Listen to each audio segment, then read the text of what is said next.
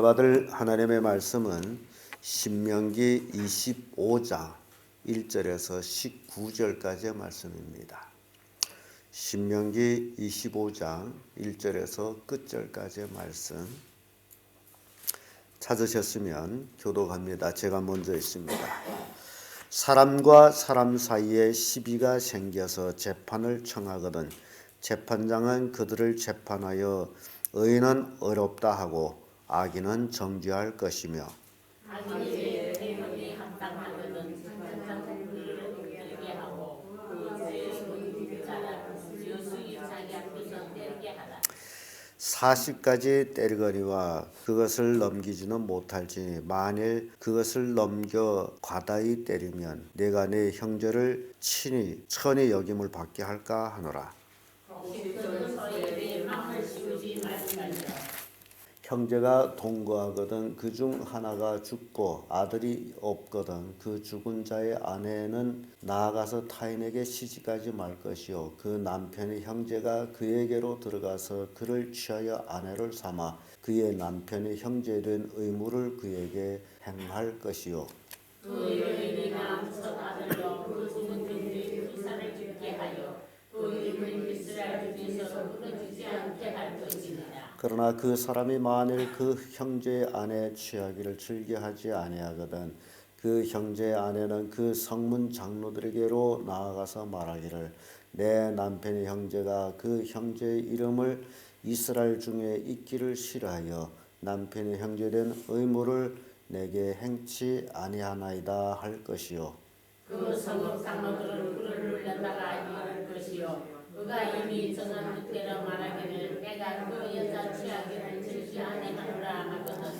그 형제의 아내가 장로들 앞에서 그에게 나아가서 그의 발에서 신을 벗기고 그 얼굴에 침을 뱉으며 이르기를 그 형제의 집 세우기를 즐겨 아니하는 자에게는 이같이 할 것이라 할 것이며 이스라엘 중에서 그의 이름을 신격인 자이지라 칭할 것입니다. 두 사람이 서로 싸울 때에 한 사람이 아내가 그 남편을 그 치는 자의 손에서 구하려 하여 가까이 가서 손을 벌려 그 사람이 음낭을 잡거든 너는 그 여인의 손을 찍어버릴 것이요 네 눈이 그를 불쌍히 걸지 말지니라. 너는 주머니에 갖지 않는 저울추 곧 큰 것과 작은 것을 넣지 말 것이며 네 집에 갖지 않은 큰 것과 작은 것을 넣지 말 것이요 오직 10분 공정한 저울추를 두며 10분 공정한 뒤를 둘 것이라 그리하면 내 하나님 여호와께서 내게 주시는 땅에서 내 날이 장구하리라. 무릇 이같이 하는 자로 적당히 행하는 자는 네 여호와께 하지하니라. 너희가 애굽에서 나오는 길에 아말렉이 내게 행한 일을 기억하라.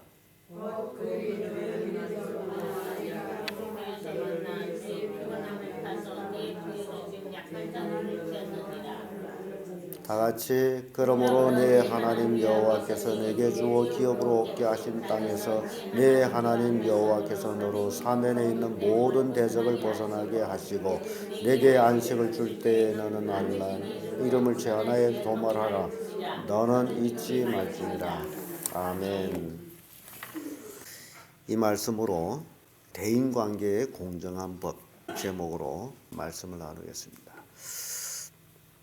이스라엘 백성이 사회생활에서 사사건건 일어나는 사건들을 공정하게 처리하는 것, 그것이 하나님의 사랑의 법입니다. 살다 보면 이웃하고 이제 시비가 있기도 하고 또 가정의 문제 있기도 하고 또 여러 가지 이제 사사건건 일들이 일어나는데 그것을 어떻게 공정하게 처리할 것이냐라는 것이 오늘 우리가 읽은 말씀입니다. 그 첫째가 죄에 대한 형벌을 말씀하고 있는데 사람과 사람 사이에 시비가 생겼어요. 그래서 그 두 사람이 시비를 해결할 수가 없으므로 재판을 청했어요. 재판장이 와서 봤더니 그런 사람과 옳은 사람이 나눠지는데 그래서 의로운 사람은 의롭다 하고 그 의롭지 못한 사람 죄 지은 사람에게는 너 잘못했다 하고 잘못한 것에 대한 형벌이 있어요. 그래서 우리 살다 보면 무조건 목소리 높으면 이긴다라는 그런 개념을 가지고 사람들이 시비가 있을 때 우선 먼저 목소리부터 높이는 모습을 봅니다. 근데 그것이 아니고 목소리 높은 데서 이기는 것이 아니고 시비가 그런 자와 의로운 자가 이렇게 갈라질 때에 그런 자를 그것이 확실히 너 잘못이다 라고 판정이 되면 잘못된 것을 우겼기 때문에 거기에 대한 형벌을 받는데 엎어놓고 매를 얼마 치라? 매를 40을 태장으로 때리라 그래요. 40개. 그럼 40을 맞게 되면 얼마나 엉덩이가 다 부서지겠어요. 그래서 바울은 40에 하나 감한 매를 5번 맞았다라고 고백하는 모습 볼 때 이 매를 치는 거는 신약에 이르기까지 그때부터 쭉 이어졌다는 거죠. 근데 신약 시대 와서는 40매를 다 치면 죽는다라고 생각했고 또 혹 치는 사람이 잘못해서 40을 넘어치면 그것은 벌을 받아야 돼요. 자기가 치고도. 그래서 꼭 39개를 치고서 더 때리지를 않았어요. 40을 넘어치면 그것은 수치가 되기 때문에. 그래서 40매를 쳤다. 그러니 재판을 할 때에 그릇된 자가 얼마나 두렵겠어요. 그래서 재판에 가기 전에 길에서 화해를 하는 거죠. 이런 그 이제 시비에 관한 그런 법뿐만 아니라 또 4절에 내려와서는 곡식 떠는 소에 관해서 말씀을 합니다. 곡식 떠는 소에게 망을 씌우지 말라 그러죠. 그래서 곡식 떠는 소는 곡식을 배불리 먹도록 그렇게 합니다. 근데 제가 흑룡강에서 살면서 본 것은요. 조선족하고 이제 한족 사이에 큰 차별이 있는 모습을 봤는데 그 똑같이 조 농사를 해가지고 그 곡식 이제 떨 때 군제를 돌리거든요. 그러면 한족도 군제를 돌려가지고 조를 떨고 조선족도 그렇게 하는데 참 신기한 거는 조선족은 그 소에게 꾸레기를 씌웠고 한족은 말로 군제를 돌리는데 꾸레기를 씌우지를 않고 그 돌면서 마음대로 주워 먹어도 그대로 해요. 그래서 참 그 모습 대국인은 대국인이다라는 모습이 생각나고 이 이민족은 어디까지나 이민족이다라는 것들이 이제 거기서 구분이 나더라고요. 근데 성경에는 곡식 떠는 소에게 어찌라 망을 씌우지 말라. 이게 성경적이어서 그래서 굉장히 한족들이 그 삶 속에는 성경적인 것이 많다라는 것입니다. 그런데 이 말씀에 관해서 고린도전서 9장 9절 10절에는 사도 바울이 이 얘기를 이렇게 풀이합니다. 하나님이 어찌 소를 위하여 염려하심이니냐 전혀 우리를 위하여 염려하심이 아니냐라는 말씀하고 있어요. 이 얘기인즉 하나님이 소에게 망을 씌우지 말라는 것은 그 얘기를 다시 바울의 풀이로 말하면 그것은 하나님의 일꾼에게 망을 씌우지 말라라는 일꾼은 하나님의 일을 하는 사람들은 마음껏 먹도록 제한하지 말라라는 그런 의미가 담겨져 있다라는 것을 보여줍니다. 그러고 나서 계대 혼인에 관한 얘기가 나옵니다. 계대 혼인. 이게 형제들이 여럿이 있는데 맏형이 결혼해서 아내를 취해가지고 살다가 자식 없이 죽었어요.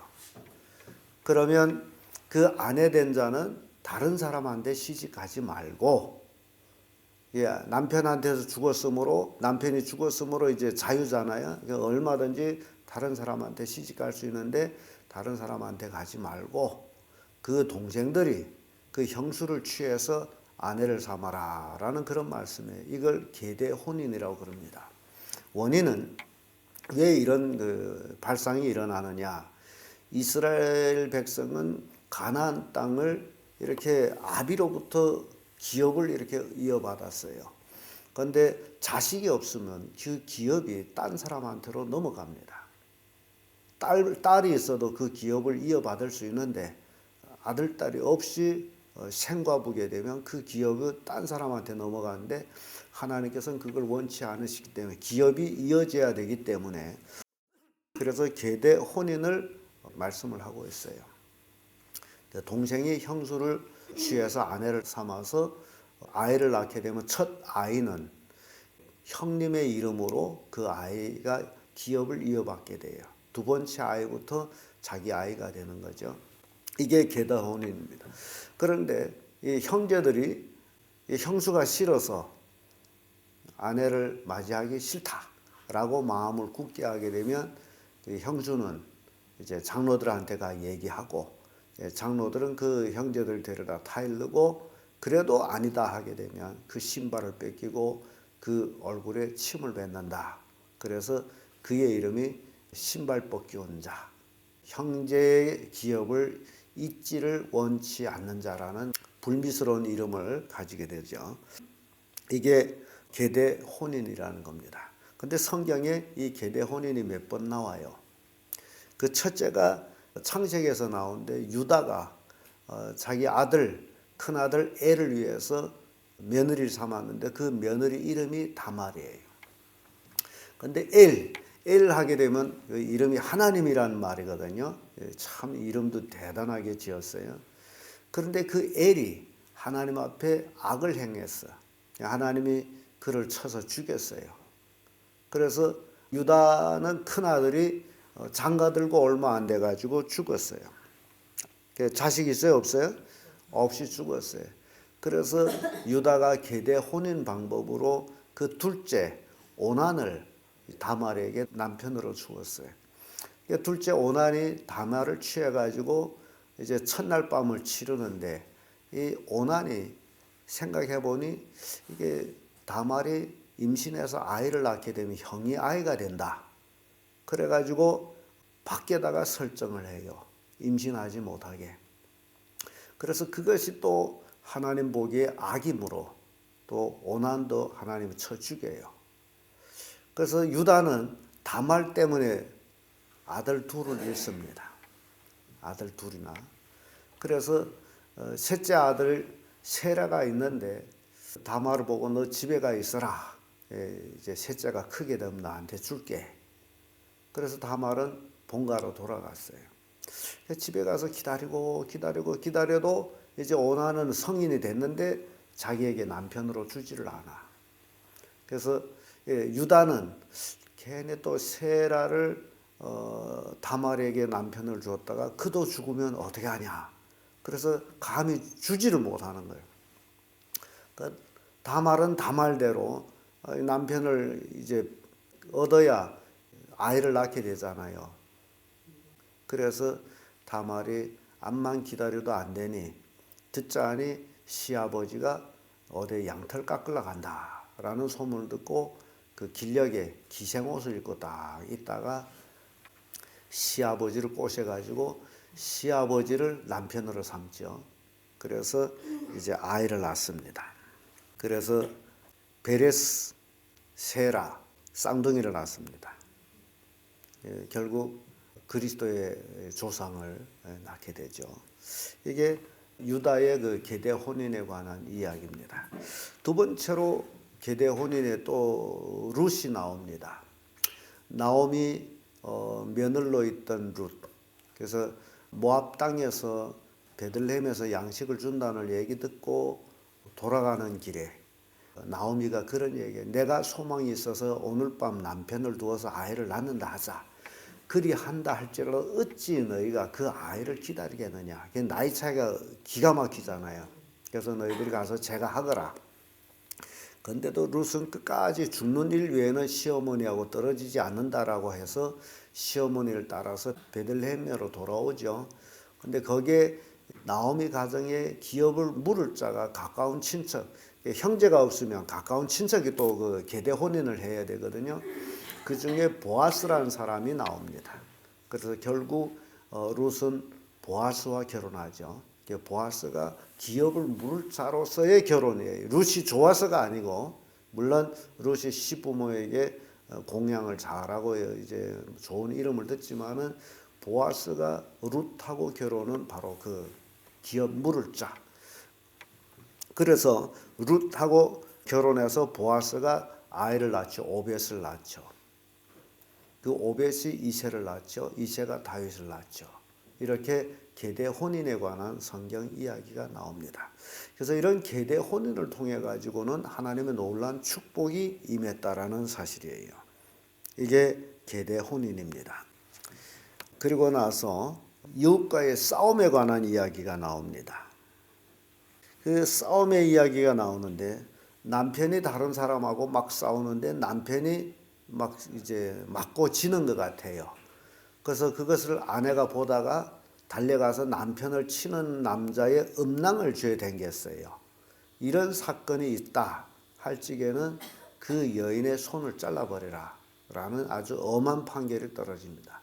그러니까 다른 남자의 음낭을 잡을 수가 없다라는 것을 이제 보여주는 것이고, 그것이 또 오늘날 우리에게 주는 말씀이라면 그리스도인으로서의 그 정직, 그 품위, 이 모든 것들이 그리스도인다운 삶을 살아야지 믿지 않는 사람이 이방 사람들과 같은 삶을 살아서는 안 된다라는 것을 보여주고 있어요.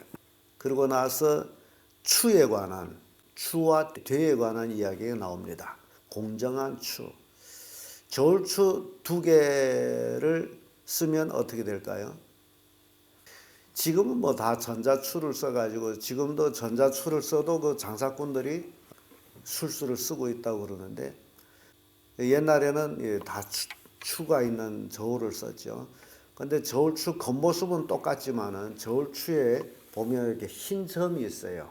납으로 그 땜질한 건데 그걸 빼게 되면 거기에 연이 나옵니다. 그래서 그 연 무게가 그 저울 평형 맞추기 위해서 거기다 연 무게를 이렇게 넣거든요. 근데 그걸 빼내고 연을 더 넣으면 추가 무거워지죠. 그래서 그 추가 조금만 무거워져도 이 저울이 올라가는 데는 2냥, 3냥 이상을 더 담아야 올라갑니다. 그래서 공정한 추를 쓰라. 저는 그 전에 저 남방에 가다가 그런 일을 당했어요. 정주에 내려가지고 일 보려고 정주에 내려가지고 역정 광장에서 과일을 샀는데 이상하게 그 파는 여자의 이 저울추를 호주머니에 넣었다 이래 꺼내거든요. 꺼내는 그 순간에 저울추가 부딪히는 소리를 들었어요. 그래가지고 다 뜨고 나서 이 거루망에 있는 추를 다시 꺼내가지고 있더라. 그때 끝내 못 꺼내고서는 나를 그 과일을 주고 자기는 도망쳤어요. 저울추 그렇게 차이가 납니다. 모르면 사기를 당하는 거죠. 그리고 되도 공정한 되, 큰 되, 작은 되가 있잖아요. 그러니까 뭐 되라고 표현하기보다는 여기서 여러분들이 볼 수 있는 거는 겨울이 되게 되면 석탄 장사꾼들이 차에다가 석탄 싣고 파는 게 있잖아요. 근데 거충으로 볼 때는 석탄이 경자에 많아 보이는데 쏟으면 없어요. 왜 그래요? 그 차 밑판에 높여놨단 말이죠. 그래서 되도 마찬가지예요.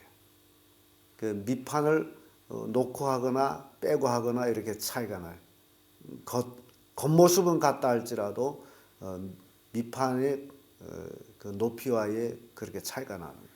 근데 성경은 우리를 향해서 공정한 추, 공정한 되. 그리스도인들은, 여러분 하나님의 백성들은 하나님의 은혜로 살기 때문에 누구를 사기친다기보다는 공정하게, 공평하게 그렇게 사는 것이 복이 된다라는 것을 우리에게 보여주고 있습니다. 그리고 나서 끝으로는 대적에 관한 얘기가 나옵니다. 17절에서 19절까지의 말씀인데, 대적을 잊지 말라 그러죠. 절대로 잊지 말라. 절대로 대적을 잊으면 안 돼요. 이 대적을 잊으면 사람들이 싸움의 방향을 잃습니다. 여러분, 이 아말렉이 이스라엘 백성이 애굽에서 나와서부터 끝까지 괴롭힌 게 아말렉이에요. 그래서 이 아말렉을 잊지 말고 너희들이 가나안 땅에 들어가게 되면 아말렉을 아예 소멸해 버리라. 그렇게 하나님 말씀. 자, 그런 의미에서 우리가 생각할 때 그 아말렉에는 하나의 사탄의 표징인데 우리가 이 땅에 살아가는 동안에 신앙생활하면서 살아가는 동안에 우리를 끝까지 우리를 괴롭히고 싸워야 될 자가 누구냐? 마귀예요. 근데 그래서 대적을 잊으면 안 돼. 뭐 조금 신앙이 좋대서 뭐 나 이 정도 신앙은 아니에요. 그런 신앙이 있을 수가 없습니다. 이 정도 신앙이라는 게 있을 수 없고 매일같이 하나님과 가까이 하는 신앙, 그것이 신앙이지 오늘 내가 잘 믿었다 해서 끝까지 잘 믿어지는 건 아니에요. 그러니까 매일같이 싸워야 됩니다. 그래서 신앙을 가지고는 자랑할 수가 없어요. 나 신앙이 좋다 그렇게 말할 수가 없습니다. 언제까지? 죽을 때까지. 그래서 죽을 때까지 믿음이 좋게 살다 죽으면 신앙을 잘한 거예요. 그래서 이 대적을 잊지 말라. 우리 신앙의 우리의 대적은 마귀가 늘 우는 사자같이 우리 주변에서 맴돌면서 기회만 있으면 우리를 꼬이려고 들죠. 우리를 유혹해서 뭘 짓게 합니까? 죄를 짓게 해요. 그래서 대적은 먼 데 있는 게 아니라 내 속에서 늘 나를 유혹하는 자입니다. 그래서 그 유혹에 넘어가지 않도록 늘 싸워야 됩니다. 대적을 잊지 말아야 돼. 마귀는 한시도 쉬지 않고 우리를 유혹하고 있다라는 사실. 그럴 때마다 하나님 믿는 믿음의 검으로, 성령의 검으로 마귀를 물리쳐야 돼요. 완전히 소멸해야 됩니다. 그것이 천국 갈 때까지 싸움이에요. 이렇게 대인관계의 공정법에 대한 것을 오늘 우리에게 가르쳐 주면서 최후로는 꼭 대적을 잊지 말라. 늘 우리에겐 대적이 가까이 있다라는 것. 그래서 싸워야 된다는 것. 그 대적이 내 속에 있는 다른 나일 수도 있고 가족의 식구일 수도 있고 뭐 형제일 수도 있고 이웃일 수도 있고 그래서 이 대적과의 싸움 여러분들은 승리하는 삶이 되어야 된다는 겁니다. 그래서 이스라엘 백성은 하나님의 선민으로서 그 누구보다도 공정해야 하며 그리고 죄에 대한 분명한 공의의 판단이 있고 그리고 기업이 끊어지지 아니하도록 그리고 품위와 단정을 잊지 않도록 하는 것이 이스라엘 백성들이 성민으로서의 삶입니다. 오늘 대인관계의 공정법에 대해서 우리가 살펴봤는데 여러분들이 생활 속에서도 이러한 공정한 삶을 사는 그런 성도들 되기를 예수님 이름으로 축복합니다. 기도하겠습니다.